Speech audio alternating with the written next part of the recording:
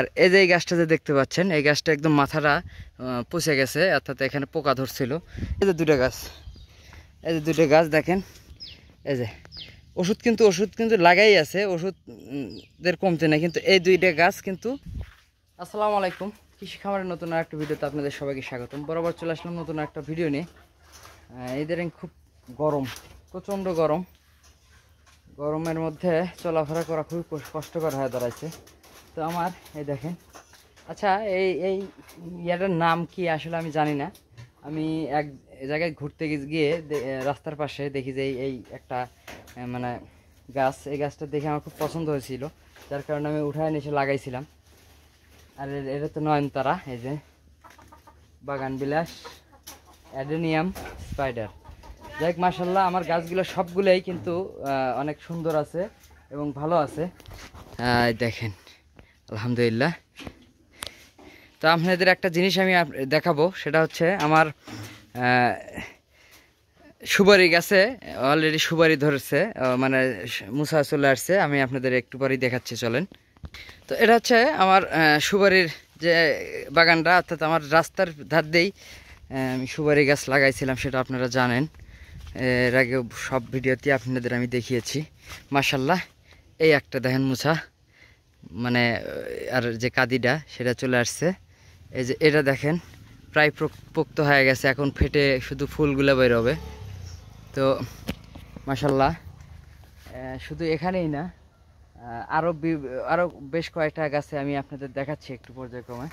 এখন প্রশ্ন হচ্ছে যে আমি সচরাচর এর আগে আমরা জানি যে সুপারি গাছে খুব বেশি যত্ন, যে আহামরি যত্ন তা কিন্তু করা লাগে না। এখন যেহেতু ফল চলে আসছে, এই ক্ষেত্রে কোনো যত্ন করা মানে লাগবে কি না, যদি কেউ অভিজ্ঞতাশীল থাকেন তারা অবশ্যই জানাবেন। কারণ এই যে একটা গাছ দেখেন, এই যে একটা, এই যে একটা।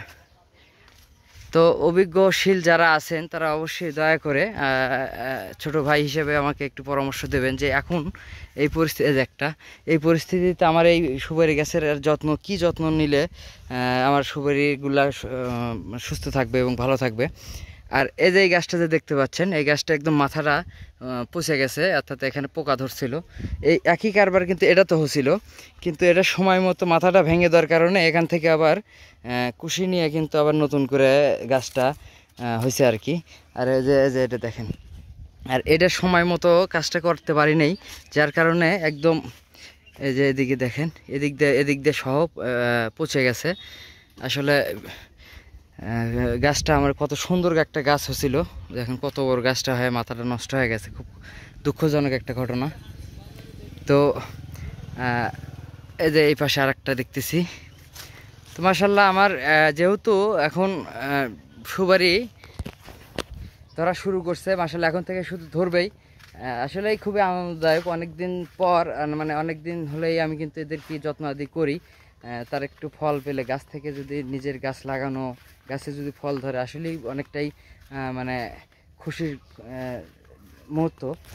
এই যে মাশাল্লাহ দেখেন, কফির জমিতে কিন্তু অলরেডি প্রচুর গাছ মারা গেছে। মারা যাওয়ার কারণও আছে, কারণ দিনের অবস্থা খারাপ, পোকা মাকড়ের আক্রমণ বেশি। তারপরও মাশাল্লাহ কিন্তু প্রচুর পরিমাণ গাছ এখনও আছে, এই যে দেখেন।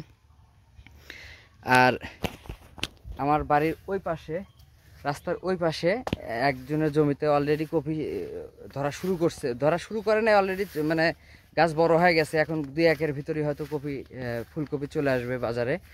আর তার পাড়ার মধ্যে কয়েকটা জমিতে কিন্তু ফুল বিক্রি করা শুরু করছে, ফুলকপি, আগাম ফুলকপি চাষ। তো মাশাল্লাহ এই দেখেন, কিছু কিছু দেখাই আপনাদের।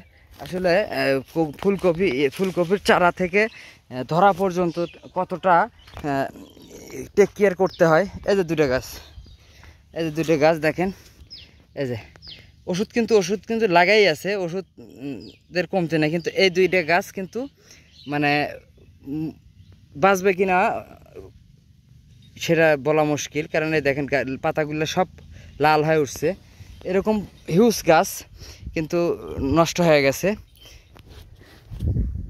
ফুলকপি, আগাম ফুলকপি আসলে খুব রিস্কি একটা